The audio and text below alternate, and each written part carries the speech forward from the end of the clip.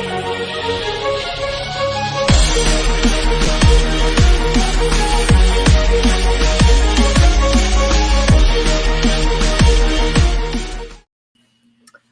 right, everybody, welcome back to the Diamond Roundup. It's Sunday.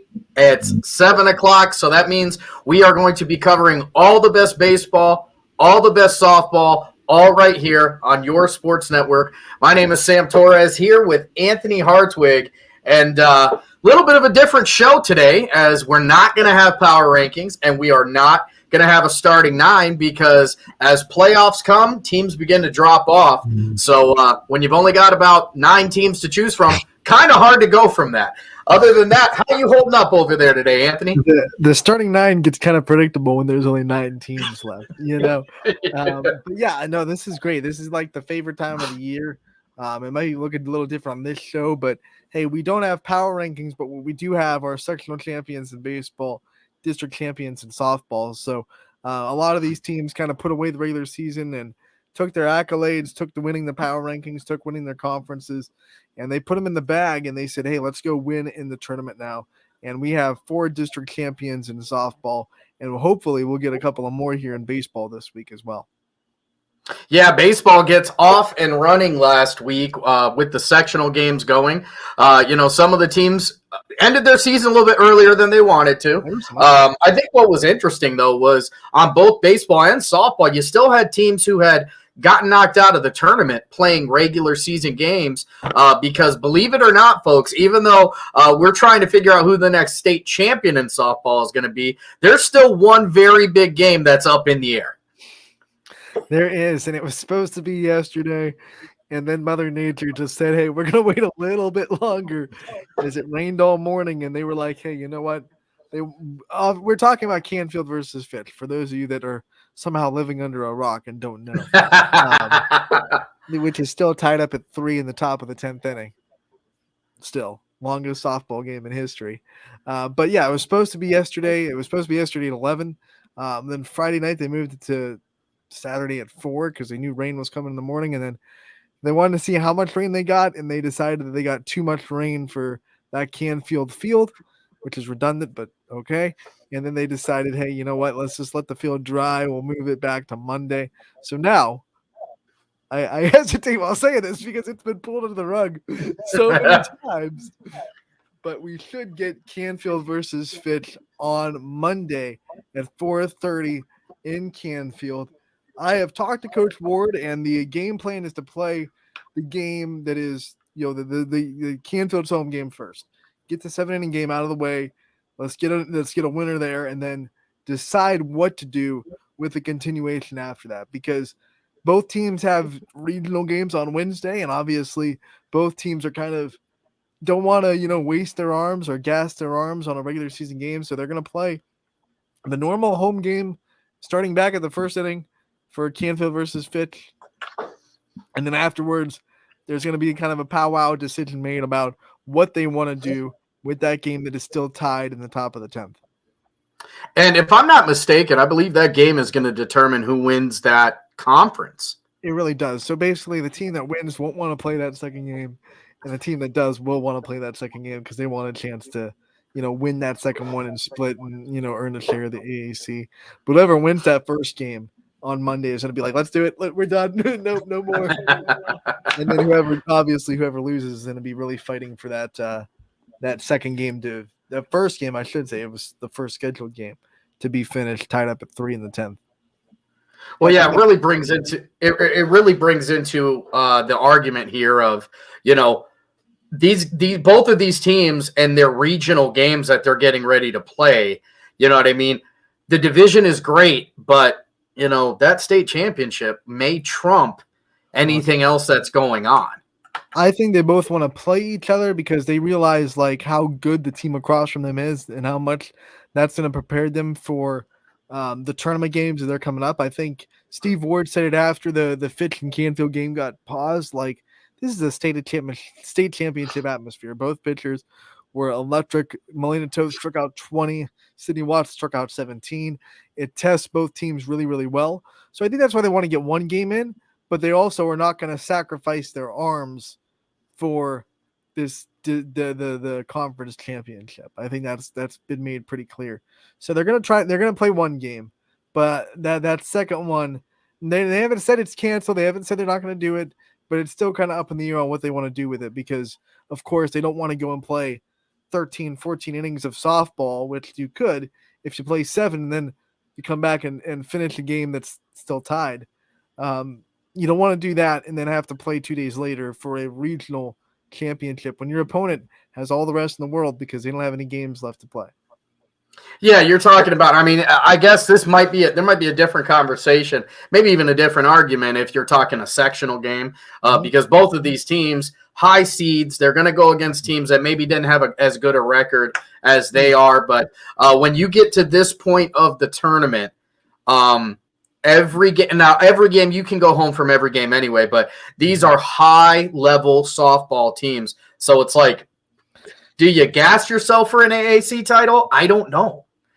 No, I don't think you. Well, I think the most smart thing to do would just be whoever wins this normal game that we're starting from the jump. Whoever wins that just wins the conference, and we just say the other game was a tie or whatever we want to say it was. I know American sports fans hate that word.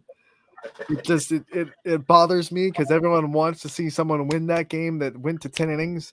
But unfortunately, they got called because of darkness, and they just never found a good spot to return to that game before tournament started. And now you're in that decision where you're not going to gas your pitchers for a consolation prize. Yeah, and you know what? I'm one of those American fans. To me, a tie is like when you have to sneeze and somebody says "bless you" before you do it, and then you can't sneeze, so now it lives in your head for the rest of the day. That's kind of how a tie feels to me. But in this case, again, you're talking about some hardware. You're talking about some big time play. Both of these teams have, I think, equal chance to get to that big one and play that big one. So yeah, there's going to be some decisions that are going to be made, and I can promise you, not everybody's going to be happy no matter what the decision is. I'm going to play devil's advocate and just say the other side real quick, because obviously softball is a lot different than baseball. You can pitch a lot more.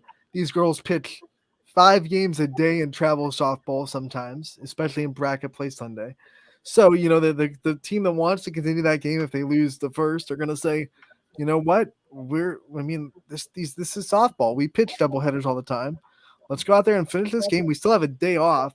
No one is going to be not fresh for the regional, especially when you're talking about pitchers. So that's what the other side would be saying. Softball pitchers are really used to pitching a lot of innings in one day and then having to come back even the next day and pitch again. It wasn't too long ago where even in college softball, it was pretty much we have one pitcher and we're going to ride her all the way to a national championship. Now in college softball, you see everyone have a staff of 3 or 4. But, it wasn't too long ago when we had no worries at all about a pitcher's arm in softball. So obviously the devil's advocate in me says, hey, no one's worried about pitcher's arms really. It's kind of a soft excuse to not go and play 2 games. That's what the other side is going to say, obviously. I'm kind of leaning towards the other one. I don't want to take any extra chances than I have to. I would be more than happy to say, whoever wins this first game, you get the championship, and let's just go and wish each other luck in regionals. And if I lose that game, hey, it's going to teach me something, and I'm going to go win a state championship because of it.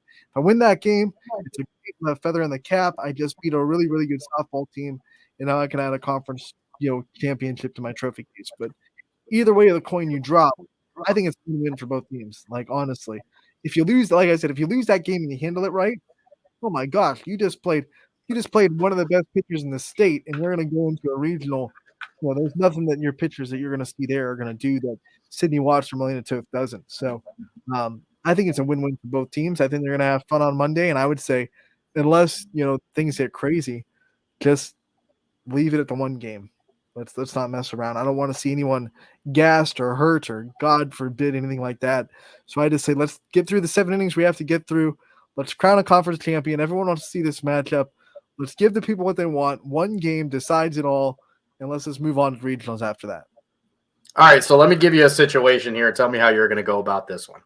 So both teams, they play that first game. Let's say Let's say Canfield, for the sake of argument, let's say Canfield wins that first game. I think that ties the top, doesn't it?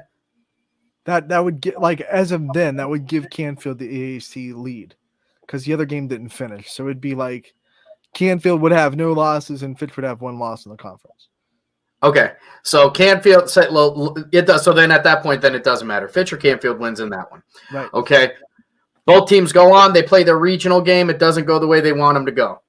They get out there. They're done for the season. Do you come back and do you play that last inning? If you decide to not play it after that first game, to decide if it's really a winner or if you're going to have a tie on the conference. Now, see, I have a problem with playing after the last tournament game. Like, that bugs me. I would not want to play after I lost. Like, the season's over.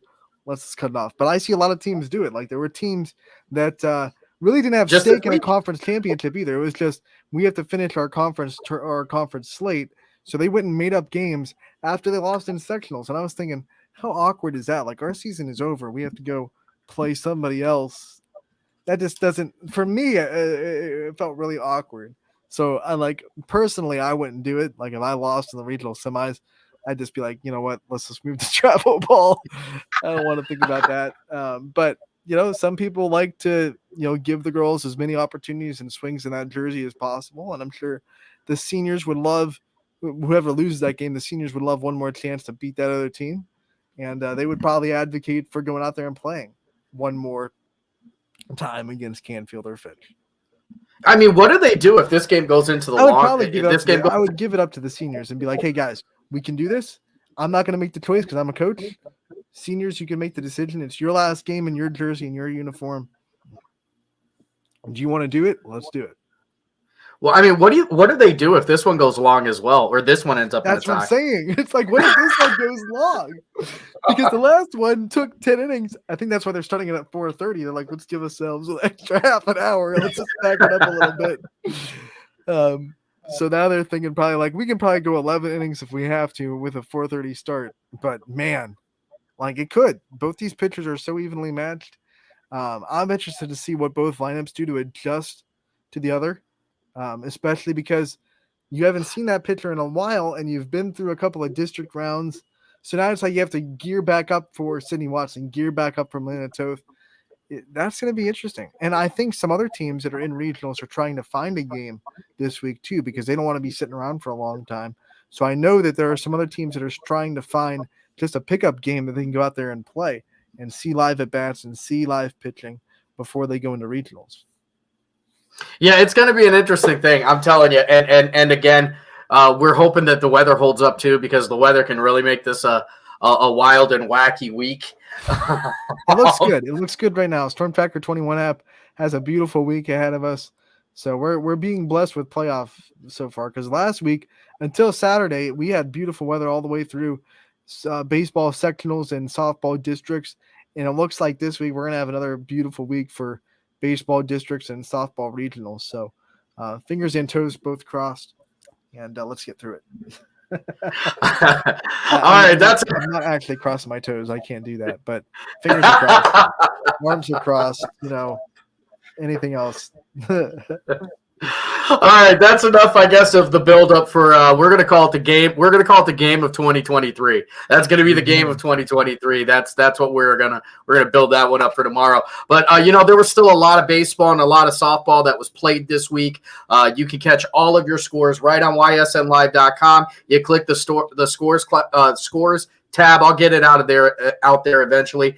Click that scores tab. That's where you're going to find up-to-date scores. The best information, your sports information, is happening on your sports network. It's right here on YSN Live. So let's just jump right into this one, as we're going to go right back Monday, May 15th, as we get into some playoff baseball. Starting this one off, Steubenville, the Big Red, 11-0 win over Beaver Local. Edgewood able to get a one sectional win over Howland, 9-2 in that one. 10-1 is going to be the East Liverpool Minerva final score. Ursuline goes out there. The Fighting Irish were fighting 11-1 over Painesville Harvey. Revere and Orange is going to end Orange's year. That's 6-4 in favor of Revere. Niles gets a win over West Geauga, 11-3. NDCL and Cheney, that one was not pretty. 20-2 is the end in that one. And Edison goes 6-4 over West Muskingum. That's the first time I've seen that team's name on here. So it looks like they're a tornado or something. Edison, and even Beaver Local and East Liverpool, they play in a district that has a lot of teams that we don't hear of because they're a little bit more south than most of our other YSN teams. So they play a lot of teams in these district tournaments that you're like, who the heck is that? Yeah, God, I mean, congratulations on them, and the travel that's required for some of these sectional games is absolutely incredible. All right, moving on here, you're going to go Madison. They're going to get a win over Jefferson here, 6-5. Berkshire goes 8-1 over Grand Valley. Struthers goes 7-6 over Girard. Columbiana 10-0 over Conneaut. Salem, Quakers strike over Streetsboro there, 5-4. Campbell Memorial is going to lose 13-1 to Cardinal Mooney. Youngstown East meets Ravenna, doesn't go well, 11-4 the final for that one. And East Palestine, they're going to go 5-4 over Brookfield as we head on over to this crazy playoff softball side of things where some of the best were meeting. And Champion gets a 12-2 win over Waterloo. I think that's still baseball. Is that baseball? Baseball is one more. Yeah, you're right. There's okay. So 12-2, that's still baseball. PV is going to fall to United 6-2. This is baseball. Newton Falls goes 10-8 over Mineral Ridge, and Badger 2-0 over Western Reserve. Yeah, playoff softball, one line. Because there ain't many teams left here in these playoff games. This was district semifinals in softball. And we're going to start off with Austintown Fitch going 11-0 over Madison. Yeah. No hitter for Sydney Watts. You know, she just kind of did her thing. And Fitch took care of that first district semifinal. Yeah, Watts is the real deal out there. You got Chalker going 10-0 over Southern Local. Matthews 3-0 over Springfield. Tough one and for Springfield. Their season's gonna end here as well. To a very good North Canton Hoover team, 5-3, the final in that one. This game was nuts. I was there. Ty was calling the game. I was taking pictures, and it went 10 innings. In the eighth inning, Hoban had 2 on with nobody out. And Sam, it was one of the I felt so bad because it happens. It's youth sports. Someone had a brain fart. I don't know if it was like the hitter that missed a sign or the runners that missed a sign, but either it was supposed to be a bunt and the runners knew it, but the batter didn't, or it was not supposed to be a bunt and the runners thought it was. Because this girl for Hoban swung, popped it up in the air, and everybody just took off with nobody out. So it was caught in center field, and then everyone was way too far off the base to get back, and it was a triple play to end the inning for Hoover. I was props to Hoban for the next inning, shutting Hoover down and getting another opportunity, but eventually Hoover scored 2 in the top of the 10th and went on to win that game 5-3. Faith Porter 180 pitches for Hoban in that game. Unbelievable. Faith Porter, another one of those names that we talked about time after time after time this year. Gave it all. Gave it all for it, and you can't ask for more than that from a pitcher. Another one of the names that you heard over and over from this year was Bella O'Brien, and that's McDonald going 10-0 over East Canton. Moving on down here, we're going to go Western Reserve, and they're going to go 17-7 over Mineral Ridge. Mm-hmm. And these were district semifinal games on this Monday. For Division 1 and 4, so Division 2 and 3 were Tuesday. As we're going to move over to Tuesday, we'll start here with on the baseball side of things. We had a regular baseball game happening here as Canfield and Lakeview meet up one final time here, and Canfield gets a nice tune-up before they get into their games. 6-4, Canfield's going to win that one. They thought it was one final time, and then they both won in the tournament. They were like, hey, you know what? Let's meet each other up again. So they do meet later on in the week, too. Boardman and Nordonia. It's Nordonia 4-0 in this one on the baseball side of things. Liberty and Cardinal. Holy smoke. Listen, folks, we talked to you about why we don't cover some of these sectional games. This might be a case in point right here. 30 hot ones get scored in this one. Cardinal comes down there. The Huskies take a bite out of Liberty. The game below that, not much better. Heartland Christian's going to give them a 22 spot over Sebring. Twinsburg and Lakeside, 16-1, the final in that one. Getting into some more competitive games here as East Liverpool and Indian Valley. It's Indian Valley going to come away with this one 4-2. Latonia and Southern Local, 16-0 as the Southern Indians going to win that one. And Wyndham and Lowellville playing, it looks like a football game out there. Offense there. 18-14. These guys were swinging power bats in that game, and Lowellville, the Rockets, going to fly up to a victory. And we're going to get into playoff softball for real this time. For real. District semifinals in Division 2 and 3 in this Tuesday. You got Canfield going 9-0 over Notre Dame Cathedral Latin. Champion and Wycliffe. It's Champion 15, Wycliffe 0. And Anthony.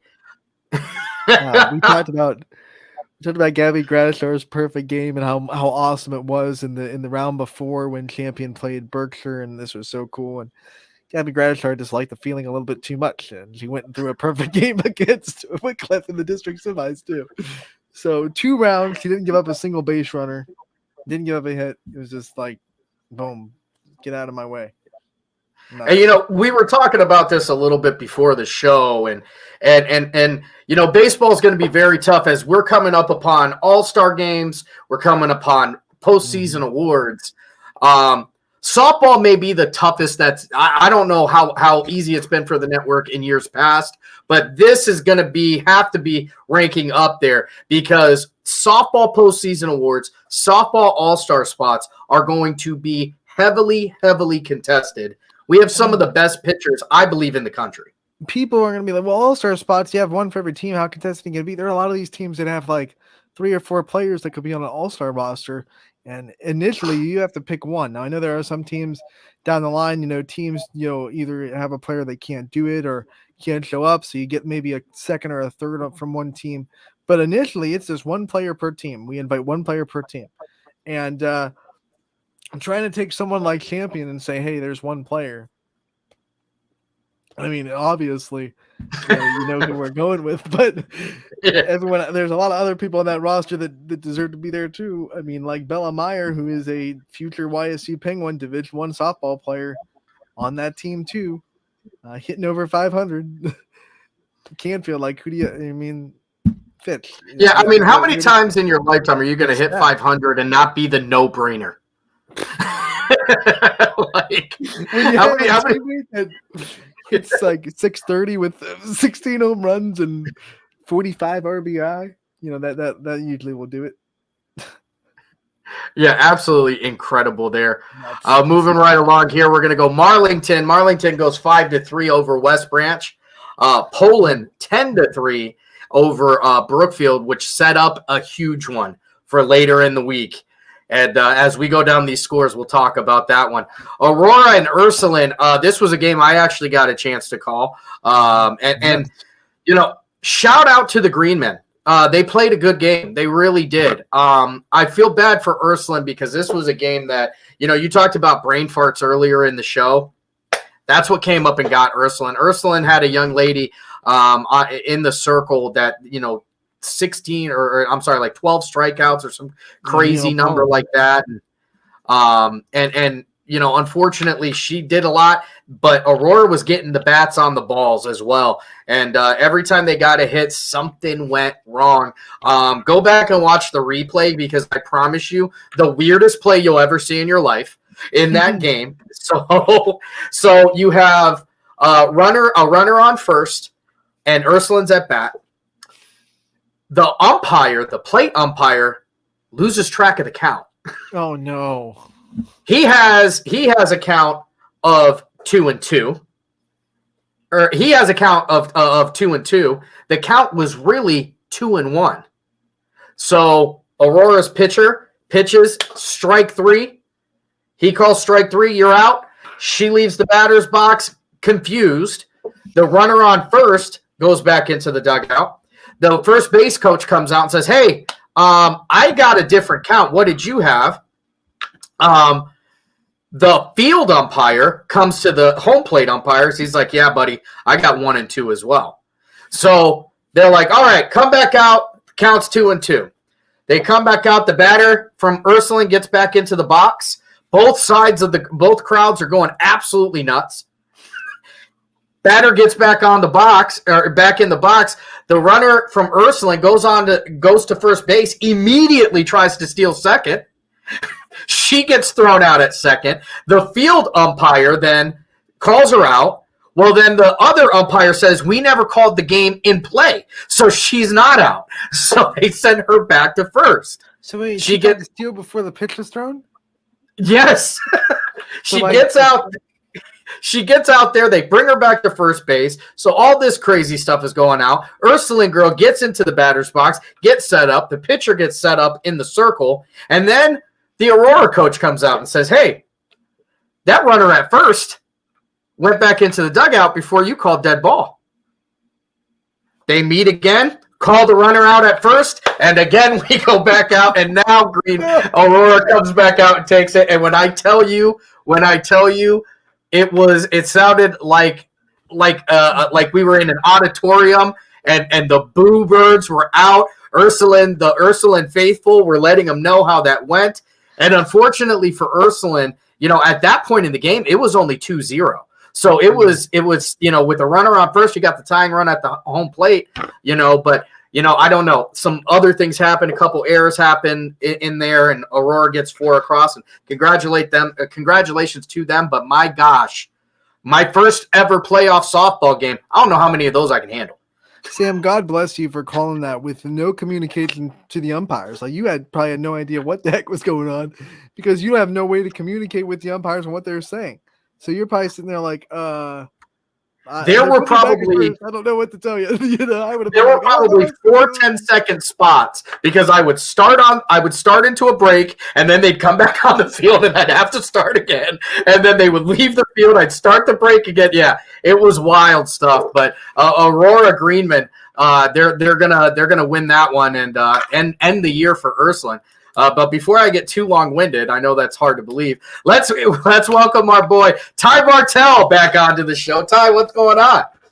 Not much, man. Not much. It's another week of baseball and softball in the books, and another week to go. A little bit less teams than I would have liked going into it, but that's the nature of the sport too. I'm pretty happy about the teams we have advancing, and I think that a lot of them have a good shot at getting into next week as well. Yeah, I'm gonna hit you on the spot here, Ty, because you're another one who's got an insider look at this one. I asked Anthony earlier in the show. I'm calling it the game of 2023 coming up tomorrow in that Fitch Canfield game. So say either one of the teams wins that first game. If they decide they're not going to play that 11th inning, both teams go to regionals. It doesn't go the way they want it to. Do you come back and play that last inning of that game?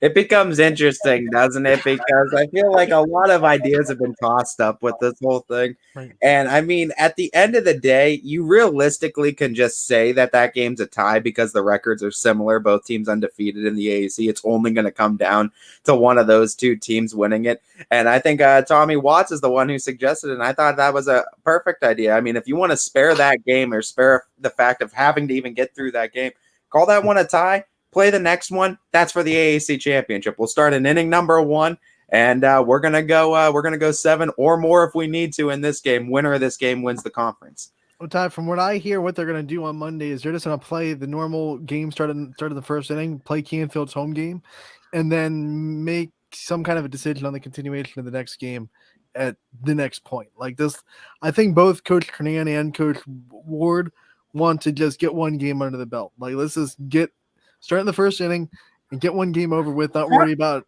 continuing a game that's tied at 3 in the 10th. Talk So about having that luxury, though, in the conference to be like, all right, we're just going to face Milena Toth and we're going to just face Sydney Watts right before our regional final game. Like, you want to talk about tuning yourself up to like great pitching. Like, talk about that luxury to be able to see that kind of quality of a team right before a regional semifinal. Ty, you missed it. I did play a little bit of devil's advocate though, because I had to play a little bit both sides of the fence. Because I know a lot of people are saying, well, you don't want to hurt your arms, you don't want to overuse your arms, and I'm thinking, well, this is Sydney Watts and Milena Toth. They go play on travel teams where they're pitching 4, 5, 6 times in a weekend. And you tell me they can't pitch 9, 10 innings in one day, have a day off, and then be okay for a regional? Devil's advocate a little bit, devil's advocate, Well, but I then backtracked and I absolutely agree. Like, I don't want to see something happen on a meaningless, like, extra game after someone already won the conference. The only thing that could happen is either someone wins it outright or you tie. So I wouldn't want to even mess with it. I'd just say whoever wins the first game, give them the conference. If you both lose in regionals, unfortunately, you can decide to come back and really decide the conference if you really want to. And I know both arms pretty well too. I think both arms will take that 7-inning tune-up right before a game too. But yeah, I think once you exceed the 7 innings, once you exceed the 7, and you're talking about getting that extra game in, and who knows how long that could go. Who knows how long the first game's gonna go. That's what I want to do. I want to say, if you're going to continue the next game, continue it second, because I don't want to see the two pitchers fresh starting in the 10th inning. Because that game could go forever, It really could. And then you don't know if that second game or technically the first game that I think it's going to be played now tomorrow, if that one's even going to go 7. Who knows if that one doesn't go into extra? Then you're really in a jam. Are you really going to end an extra inning game and go into another? Can you imagine if this one ends up the same way? We're tied and we're really going to daylight? Like, I think if that's the case, you just have to call it like a draw. Co-AAC champions at this point. We're not doing this anymore. I told Anthony earlier in the show that a tie is like when you have to sneeze and somebody says bless you and you can't get that sneeze out. So, for the girls' sake, I hope that there is a definitive winner tomorrow in that game. But the Shakespearean person in me who loves drama, I hope this thing goes to a tie. We got to play this thing all the way to July. I don't care. I love it. It's big time softball. Bring it on. These two teams like coming back in the middle of like summer vacation to like get this game. A tie is like having a romantic dinner by yourself. All right, let's pop off some of the rest of these scores because we got a lot of them to get through this week. Lakeview and Columbiana, that's a tight one right there as 7. Big upset. Yeah, 7-6 right there. Lakeview going to Lakeview's played upset all year, so why don't the softball girls get involved as well? There were people that had Champion versus Columbiana kind of penciled in as a championship game in this district, and I think Lakeview was raising their hand like, hold up, we just beat Stowe last week. Don't forget about us. We're here. We only lost the South Range 4-1. Like, we can compete. And they proved it. They jumped ahead of Columbiana early. Columbiana came back, tied the game up in the 7th. And then top of the 8th, Mrs. Do Everything for Lakeview and Maggie Pavlansky comes up with the game-winning RBI. So Lakeview is just kind of like, talk about the mental side of the game and the mentality for someone like a Maggie Pavlansky after the Bulldogs take that kind of punch in the 7th inning to not be depleted, to still come through in the clutch big time like that, retake the lead and swing momentum right back into the Bulldogs' face. That's why, I mean, she's one of the best athletes that have come through Lakeview girls sports that I've definitely seen since YSN, and it's something else. Have any of you watched Kennedy Lewis from Southern Local? They lost to Chalker in the district semifinals. Kennedy ended up with a .525 batting average. Slugging percentage is .899. Her OPS is 145. She is their shortstop. Man, that's just it's why that we keep saying that the talent pool in softball is so unbelievably real. There are still those teams like Southern who were kind of middle of the pack in the line of teams in the area, but you're going to find a really, really good player on their roster. And I mean, with the talent of like Columbiana and what United was doing too, it can sometimes overshadow some of these teams. But I mean, batting 525 against those kind of teams too on a season. Anytime you're batting over 500, I don't care what team you play for. That's pretty impressive. That means you break that whole baseball, softball cliche. Well, you fail more than you succeed. They're like, hold my drink, hold on. I succeed more than I fail. Gatorade.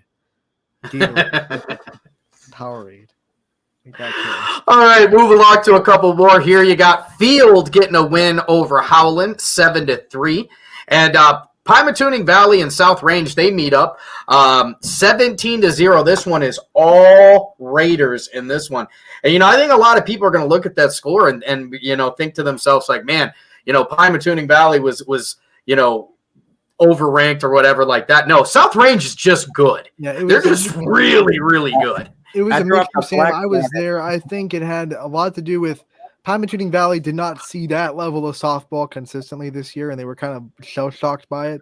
And South Range is that good. I mean, Julie Stakowicz struck out everybody but one hitter in that game. So it went 5. She had 14 strikeouts, and she had a couple of home runs too. So I mean, Raiders know the importance of grabbing a lead early in playoff softball and adding on after that too.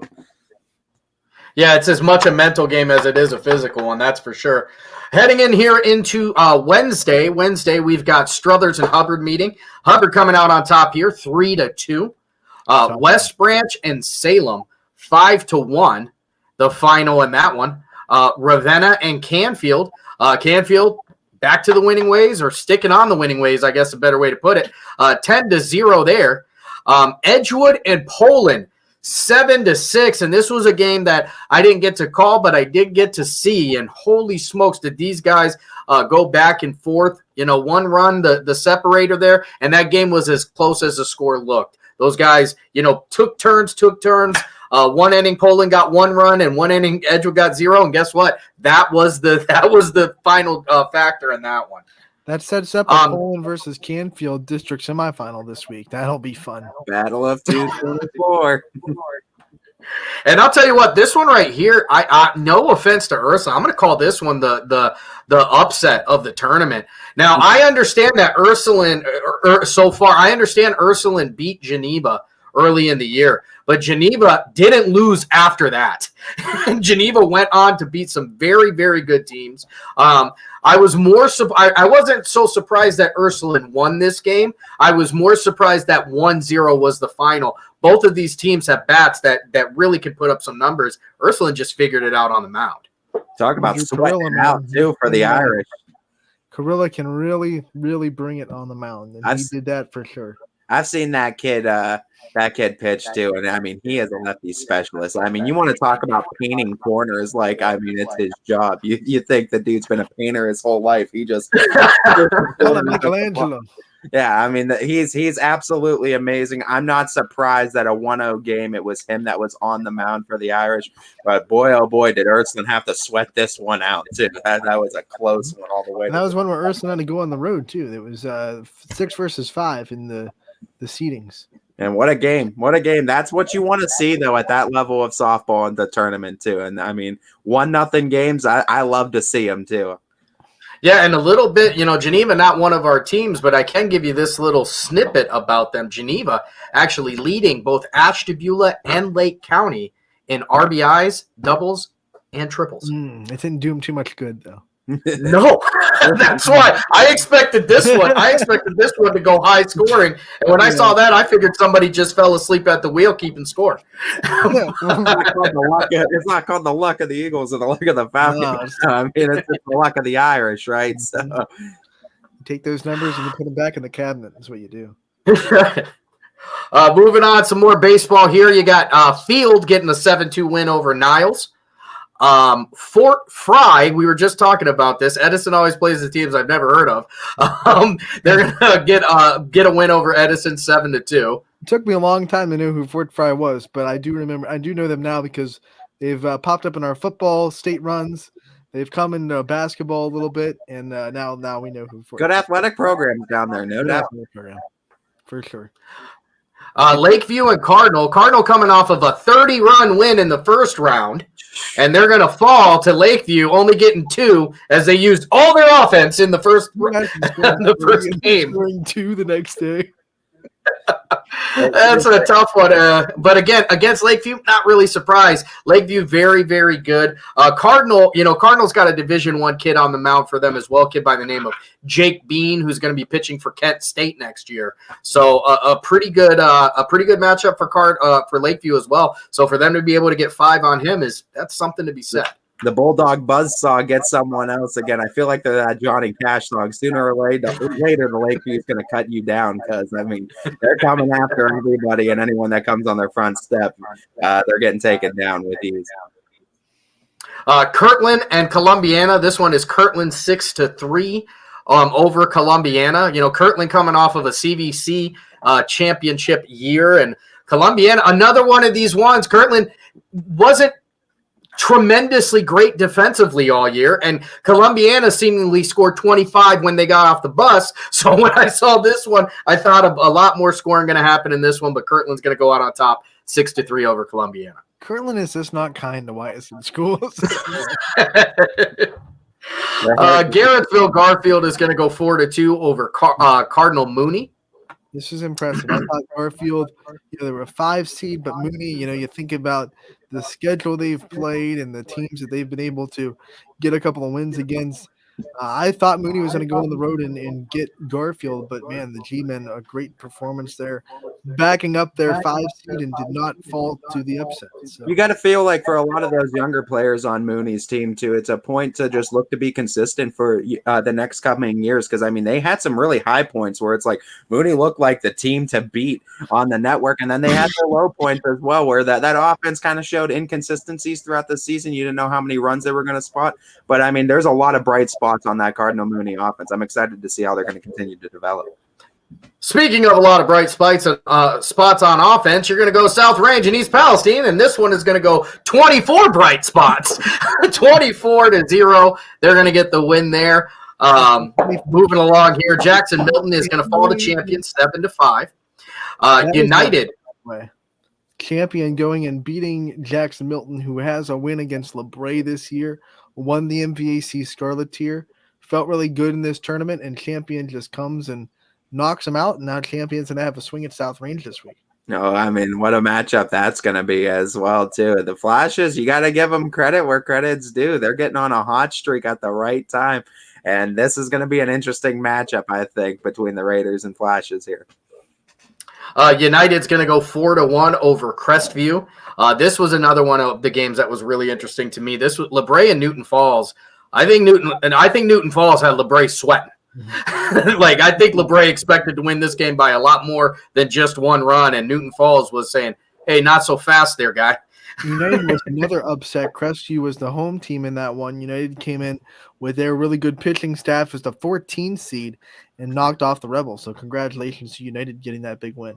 That's why you love baseball, man. And baseball and softball, sometimes the seeds just really don't matter. Whoever's on the mound, it can be their day, any day. Same thing with the circle. The game doesn't know who's supposed to win. That's it.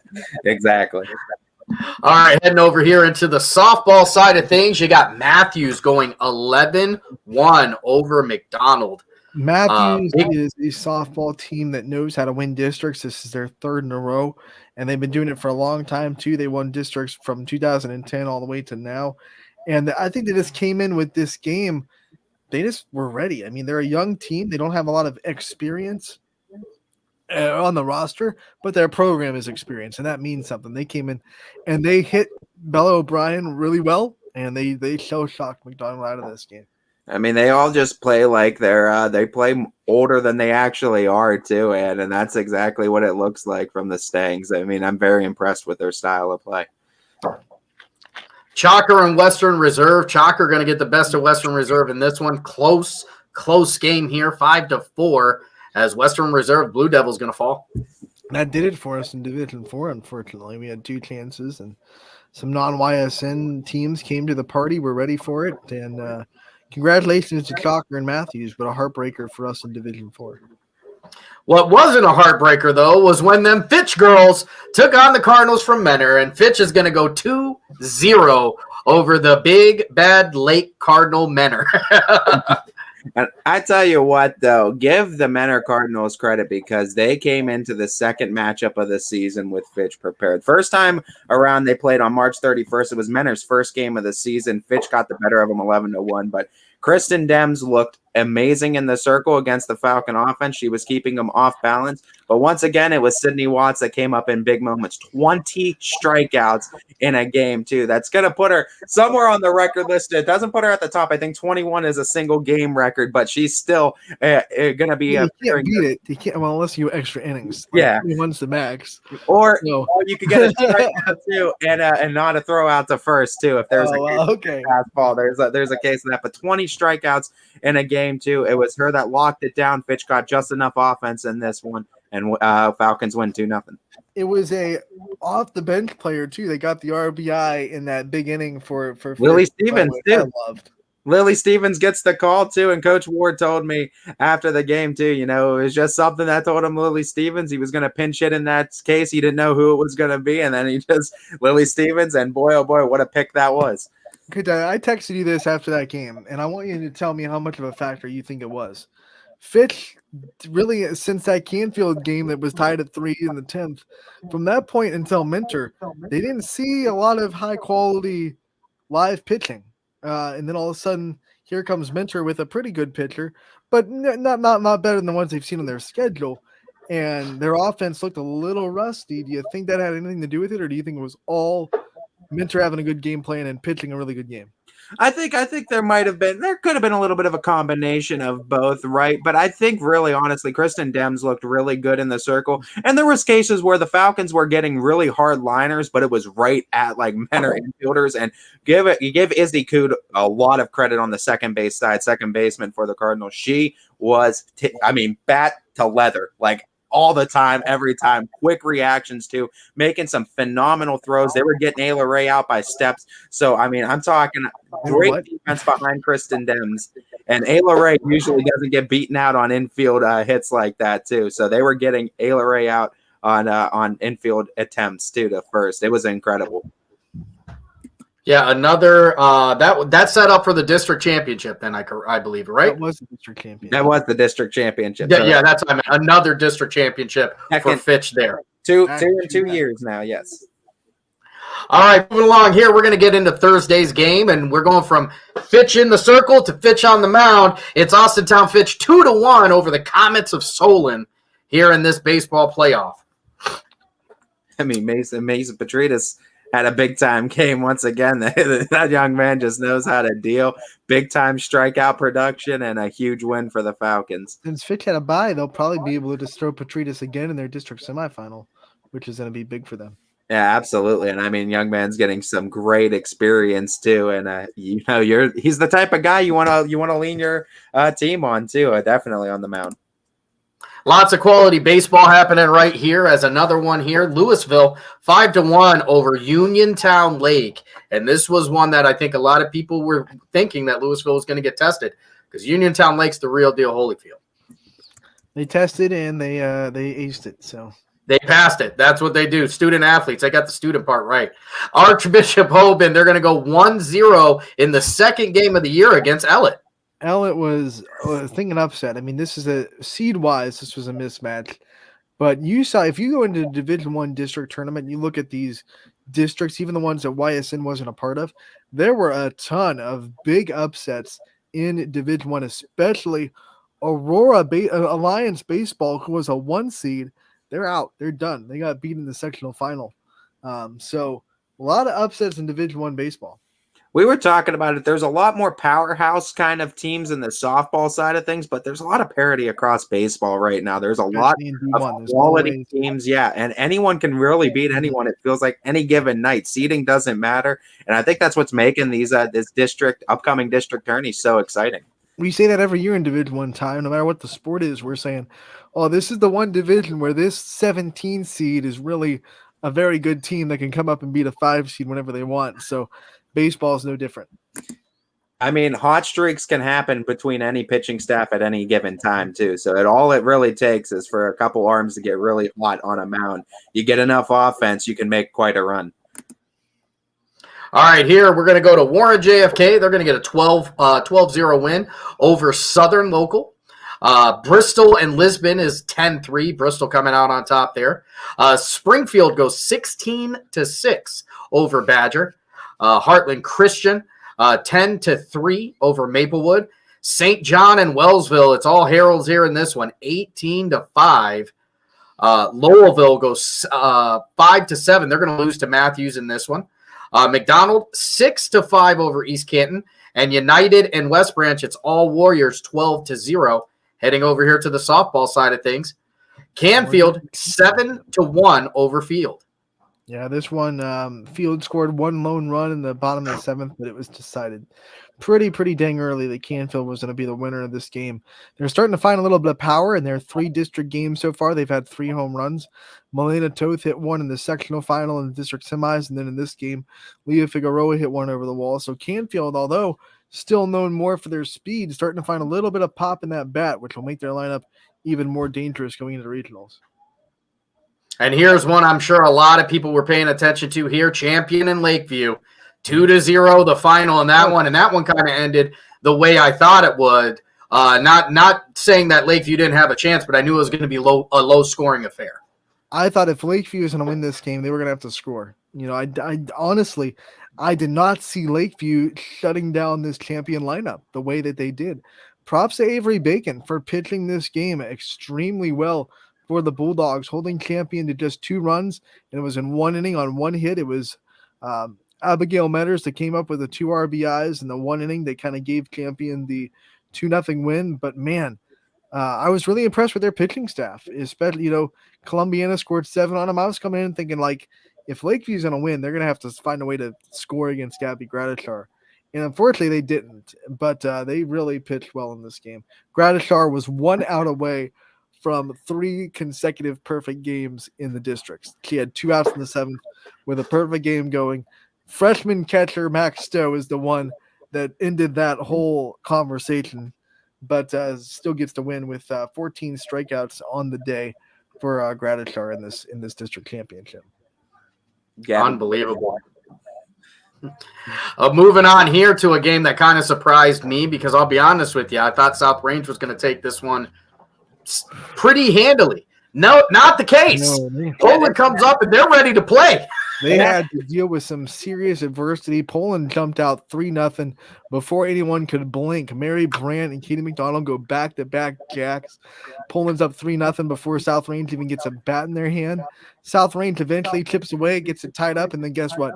Mary Brandt comes back up to the plate, hits another home run, puts Poland up 5-3, but South Range, again, chipping away. They didn't score it all at once. They just came back, tied up at 5, and then bottom of the 7th, here comes Gretchen Bartels, the hero of last year's district championship game, if you remember.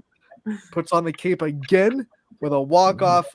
It scored a single, but it probably would have been a double in a normal atmosphere because it went to the left center gap.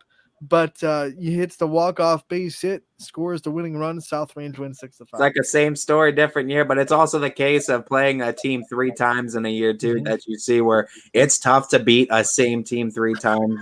I think Poland proved that first game was an outlier. They got beat up 9-0 at South Range the first time around. Second time it was 8-6. Poland kind of came out. They really fought. South Range won by 2. This time around, same kind of thing. Poland got really close. Give credit to Mary Brandt. That girl always comes up with big hit after big hit. 4 home runs in 2 district games for Mary Brandt. Unbelievable. Crazy stuff there. And McDonald 4, Waterloo 0. Wrapping up the regular season in the MVAC for McDonald in that game there. A lot of rainouts in the regular season, no doubt. You had one game on Friday. I believe it was Ursuline baseball beating South Range 5-2, which was this kind of a tournament tune-up between those 2 teams. And then everything got canceled yesterday with the rain. So that does it for our scores. Sam, do you want to have our special presentation that we've cooked up before this show, before we go to break? Yeah, let's. So what we're gonna do is we've got a little bit of what we're calling champion moments right here. It's a little softball put together here, and then when we come back, we're gonna very quickly jump into some of the district games that are happening and regional games that are happening. And that's going to be it for this show. So we'll jump into that video, go into some commercials, and then we're going to come right back.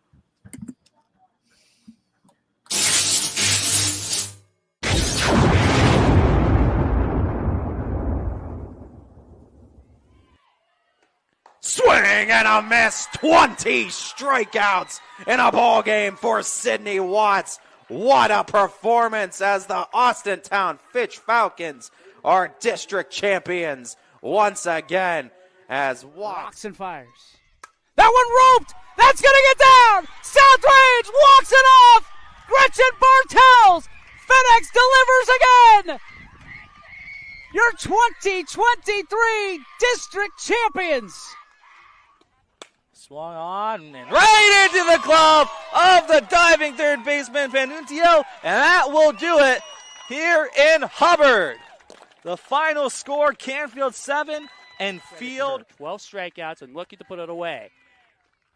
Swing and a miss, and champion is your Division III district champion here in 2023. Champion finding a way to get the redemption going after that upset last year, but they are finally back on top.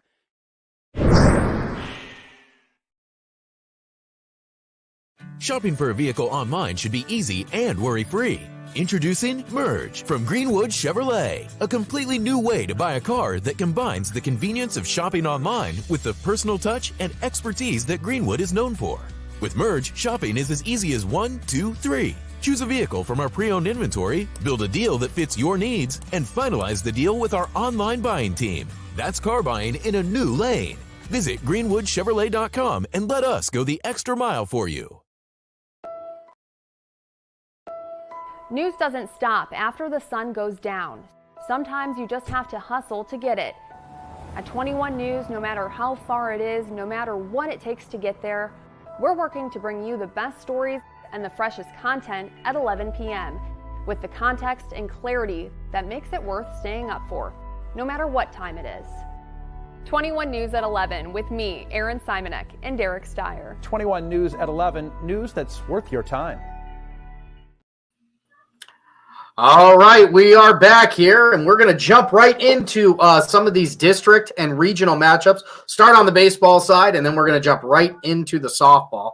So I'll bring those up right now. As we go into Division 4, we're going to start right here in the Springfield bracket. This week, coming up on May 23rd, you're going to have Warren JFK taking on Bristol.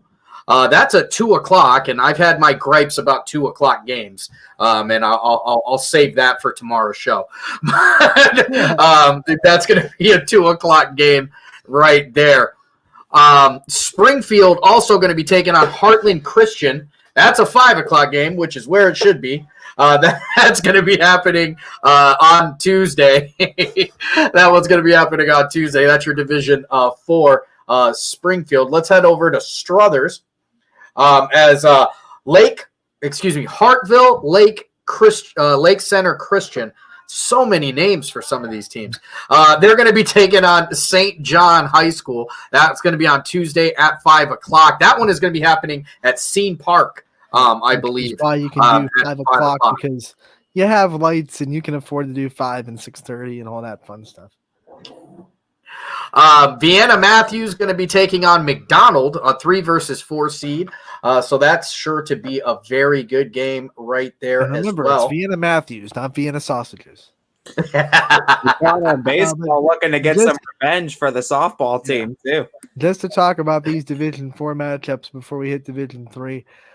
In the Springfield district, I think it's just going to come down to can anyone really compete with JFK the way they've been doing it.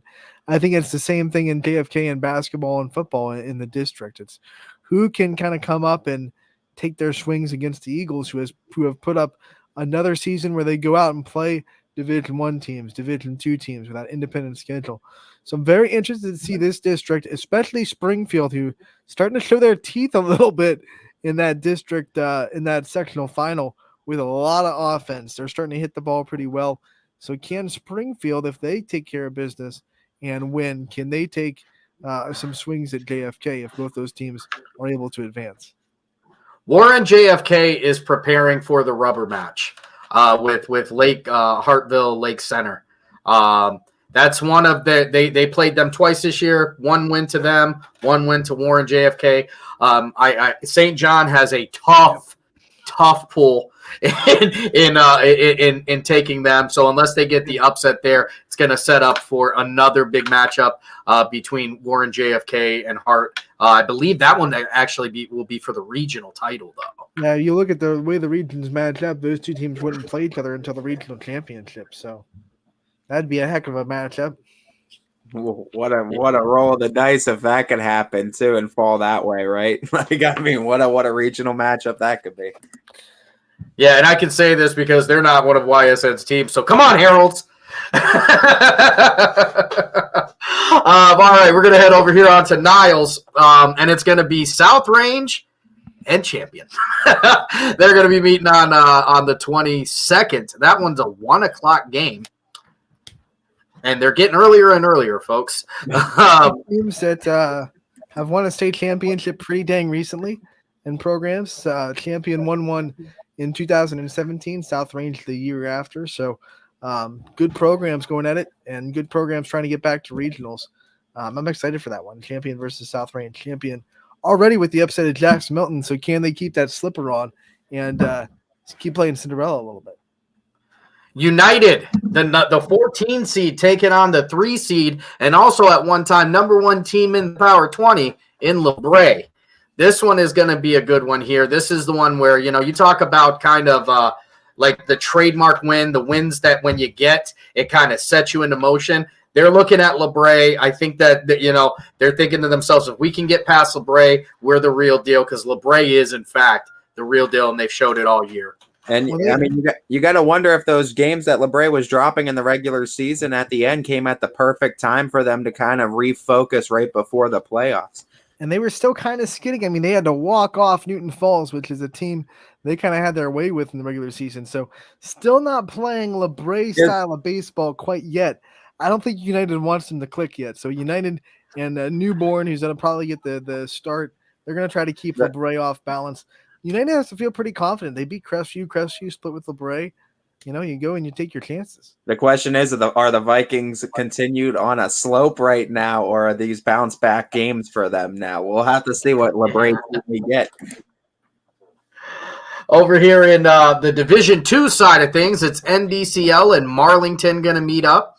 And then you got Hubbard and West Branch. That one should be a very good game right there, as both of those teams, I think, are teams that are still playing with a chip on their shoulder, because they both won a lot of baseball throughout the year, and I don't think they got very much push from anybody, actually. I mean, we talked about them a little bit on the Power 20, but when they talked about who was going to make noise in the brackets, I didn't hear too many people talking Hubbard. I didn't hear too many people talking West Branch. Well, they had 2 straight conference games Hubbard did, so they beat Struthers, and that was a close one, 3-2. So I'm really interested to see how that game goes. But did you notice how small the number was for NDCL? Because they have to make the font so tiny for Notre Dame Cathedral Latin to fit on the line. When I was reading that on the show on Friday, I was like, oh my gosh, it is like itty bitty down there. Get the microscopes out. I did. I'm already blind as a bat, so these numbers are already hard. But then NDCL got even smaller, and I was like, oh man, I am in trouble.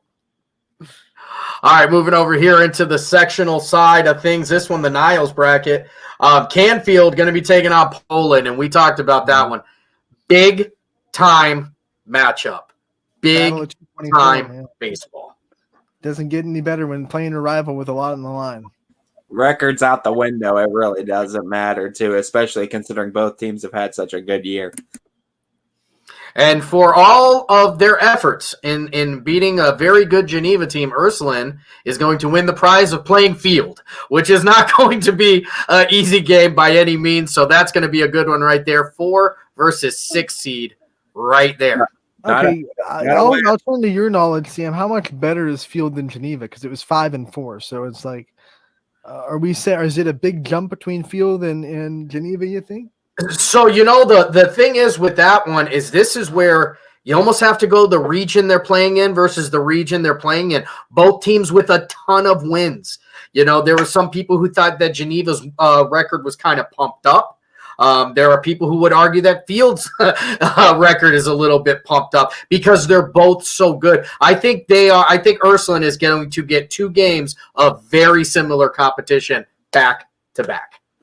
I have a lot of respect for that Field program, not YSN schools, but I mean, they have a lot of good talent up there on the baseball and softball side of things. And that baseball team, no doubt, will give any team a run for their money. Pretty close to you up there, Ty. Yeah, no doubt. No doubt. Portage County's own. Old Mogador. Join the party, Field. We're waiting. Absolutely. Absolutely. Always room. Over here on the Canton side, Division I, you got Jackson and Washington, and then Chardon taking on Hoban. Chardon, a state champion from last year, taking on Hoban, who's trying to go state champion all the way around. They're just trying to get one per season now. And Chardon was the team that beat Hoban, too, and stopped Hoban from repeating as state champions. Hoban, a 2021 state champion. Hoban was trying to repeat last year, and the Hilltoppers thwarted them. And the Hilltoppers thwarted the Louisville Leopards. They thwarted quite a few teams last year. That's going to be a premier matchup. Yeah, Chardon lives in chaos, and they thrive in it. Nope, sorry, wrong one. These Division I brackets get a little bit wonky. But that one that you clicked on was the one I was talking about. A lot of big upsets in it, even though it didn't feature a YSN team. You saw a lot of big upsets in that bracket. Here we go. That's the one we were looking for. So here in Macedonia, the 4th option over here in this Division I, it's Walsh Jesuit, who may be a YSNer sooner than later. They're going to be taking on Austintown Fitch. And Ty, this is a tough one. Austintown Fitch is really going to have to come with their A game because Walsh Jesuit is not new to this, and they are true to this. This is what they do. And like I said, I've been impressed with Austintown Fitch the same way I've been impressed with Mooney, with a lot of young talent that has really taken big steps as far as development's concerned, and they've matured on the field in front of a lot of people's eyes. But it all comes down to which Fitch team are we going to see offensively too? Are we going to see them be able to be productive and execute the little plays too, the small ball plays when you need to get the bunts, when you need to move runners over, when you need those clutch 2-out hits too? What Fitch team are we going to see? Because they're going to need every bit of the small ball to go their way, every bit of those clutch 2-out hits to go their way. That's a good Warrior program they're going against. And Petritas is going to have to pitch like an ace. I mean, that's what you have to do in district semifinal games. You have to go out there, pitch like he's been pitching all year. Absolutely. Absolutely. I mean, there's no better guy on that Fitch team to throw on the mound, though. I mean, that kid's calm, cool, and collected. And for being so young, it's very impressive. All right, we go to another big matchup right here, and that's Canton, Glen Oak, and Louisville. And I believe this is a repeat matchup as well. Mm-hmm. I mean, look at the Leopards looking to repeat too, looking to go further than they did a year ago. And Louisville seems like they're getting hot at the right time once again, and they're doing it with some great arms on the mound, timely hitting yet again. And it feels like the Leopards, they're looking to repeat, and this is going to be a big-time matchup, though, because Canton Glen Oak is always a good When you talk about Louisville, Ty, you can't do it without talking about Connor Morley. He leads the team in ERA, leads the team in innings pitched, leads the team in batting average, leads the team in RBIs. He is just so important to that team and so important to that team's success. DJ and I both got a chance to see him, and I think DJ and I have had conversations about just how amazing this kid can pitch too. And you talk about someone that can paint the outside corners too and just paint the corners. His control is impeccable, but more than that, just the mental aspect of the game. It's nothing to him to go out there in the big moments and just shine, because I mean, it just seems like that's what he's made to do. Against that Louisville. Listen, if everybody plays their part, we could be getting another Hoban-Louisville matchup. This one for the regional. What a game. And we could get a Fitch-Louisville matchup for the district. Yeah. You want to talk about two programs that bring it to Hoban and Louisville? You might need to get a major league ballpark if you want to house all those people that are going to show up. You just need to call it all right. We're playing in Rubber Duck Stadium. Forget it. You might need to just call the AA affiliates up and be like, we need all these seats. So that's going to be it for the baseball side of things. We'll jump into the softball, which is going to be a couple less games because these girls got a week head start. Yeah, I mean, we're in regionals for softball. I'll pull up the brackets now. Division 4, unfortunately, like we said, we are out of YSN teams, so Division 4. I mean, best of luck to Chalker and Matthews. I hope they represent our area pretty well and prove that, once again, our area of softball is better than everybody else. Hopefully they're able to do that in their Division 4 regionals. But we'll start with Division 3 since we're in Division 3 pretty heavily. And we are in region, I think we're in region 11, which is down here. And this region is just, actually we're in region 9. So this region, you look at the 4 teams that are in Division 3, region 9. I'm not lying when I think it's the best region in softball in the state of Ohio. Across any division. You look at the programs here. Keystone is the winningest softball program in the state of Ohio. They have over 1,000 wins in their softball program, plenty of state championships. They actually went up with Poland when Aaron Gabriel was pitching for Poland back in 2010, 2011, 2012, those years. So yeah, Keystone, they're a pretty prestigious program. They're playing Champion, who has 9 state championships in their program, 6 under Cheryl Weaver, including 3 in a row, 2017, 18, 19. And then you go to the bottom half, you have Rooster Triway, who won state last year, has an ACC and Georgia Tech commit in the circle. And then South Range, who in their own right, this is their 4th straight regional appearance. They've been to the state championship twice since 2016, and they've won 10 districts in the last 13 years. So all these programs are just built to succeed, and they're all playing each other down in Canton on Wednesday. It's going to be a fun regional in Canton on Wednesday. It's a game of musical chairs, and there's only one seat at the table right now, too, between 4 historic programs. That's why I think sign me up for Champion South Range Regional. Let's do this. Whoever wins this regional, they're going to earn it, and they're going to be really prepared for whatever they see at Firestone Stadium. Yeah, we're getting the matchup on the baseball side. Let's repeat it on the softball. Let's go. Yeah, I'm all about it. All YSN Regional Championship. I'd love it, and that would be a fun one. Those games are going to be at Canton, Willig Park, Willig Softball Complex in Canton. Champion versus Keystone at 2 o'clock. South Range versus Triway at 5. I will be on the call for both of those games on Wednesday. Let's go into Division 2 and see where we stand in the Division 2 statewide tournament bracket, since we're down to the Sweet 16 in the state. And we are in the top of this bracket, Region 5, and it is Canfield going to be taking on Parma Heights Holy Name in the regional semifinals. On the top end of that bracket, it's Marlington versus St. Vincent St. Mary. Those are a little bit more familiar teams than Holy Name. But I will tell you that if Canfield pitches the way that Molina Toth has been all year, they're going to be a really tough out in this region. I know St. V's plays a really tough schedule, but they've been hit and miss. Marlington, they're known in this sport for being a little bit underplaying in the big moments. They lost in the regional semifinals last year. They almost lost the district final twice 2 years ago in the semis and final. Barely were able to pull out 2 very close games against teams that honestly they should have beat by a lot. So I think if Canfield beats Holy Name, who I honestly haven't done enough research on to confidently talk about yet, but I will before Wednesday when we talk about this more in the show. But I think if Canfield and Molina Toth pitches the way she has been all year, I don't see any of these teams beating her, to be honest. I believe Holy Name and Canfield met at the regional levels in football this year. I believe that was one of the matchups in football this year. That's that great. Does sound familiar. I think so. I think you're right.